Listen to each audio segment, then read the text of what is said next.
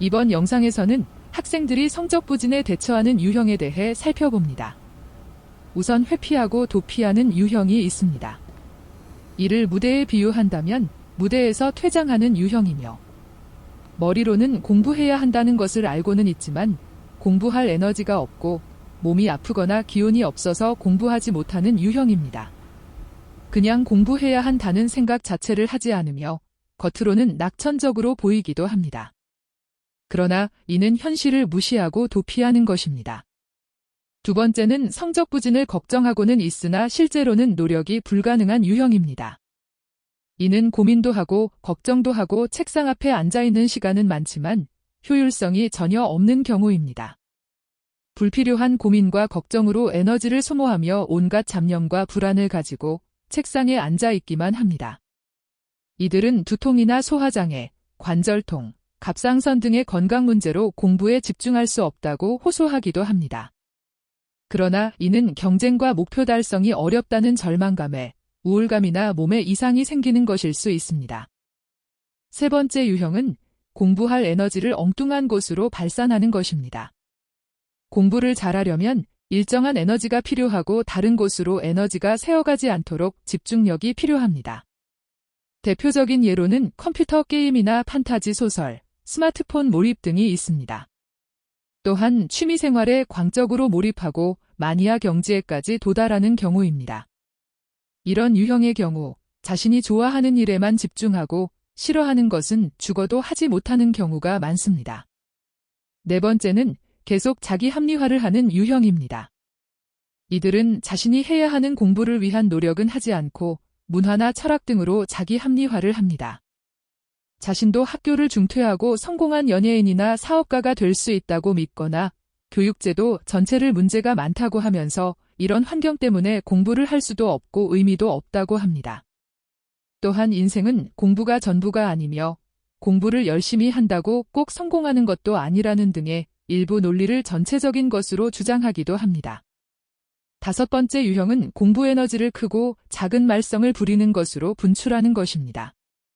대다수 학교에서 비행이나 말썽을 계속 저지르는 학생들입니다. 공부를 안 하고 에너지가 남는 것을 울화, 분노를 통해 표출하고 가출이나 절도, 폭주족 등이 이에 해당합니다. 다음은 선생님이나 부모 등 주변에 반항하고 저항하는 유형입니다.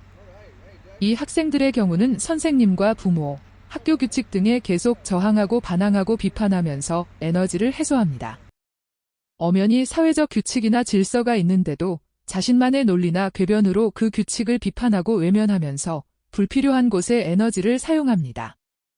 이 학생들의 경우는 조언이나 충고를 받아들이지 않으며 마음속으로 거부부터 하여 학습 영역으로 진입하기 어렵습니다. 마지막 유형은 공부 목표 없이 주변적인 일에만 관심을 쏟습니다. 사소한 일상과 사건에 지속해서 딴청을 피우거나 사소하게 말썽을 부리고 게임 등을 하며 대부분의 시간을 보내며 학습에는 관심이 없습니다. 앞서 말씀드린 성적 부진 학생들의 유형을 살펴보았는데요. 이 학생들의 경우 다음과 같은 잘못된 생각에 빠져 있는 경우가 많습니다. 우선 성적이 오르지 않는 것에 대해 진정한 고민이 없습니다. 성적 부진을 진정으로 걱정하고 슬퍼하고 답답해해야 성적이 오르는 성과가 나오기 시작합니다. 다음은 착각 속에 살고 있습니다. 대부분의 학생들이 자신이 마음만 먹으면 공부를 잘할 수 있으며 공부 못하는 원인이 자신이 마음먹지 않고 결심하지 않았기 때문이라고 합니다. 그러나 이는 착각 중의 착각입니다.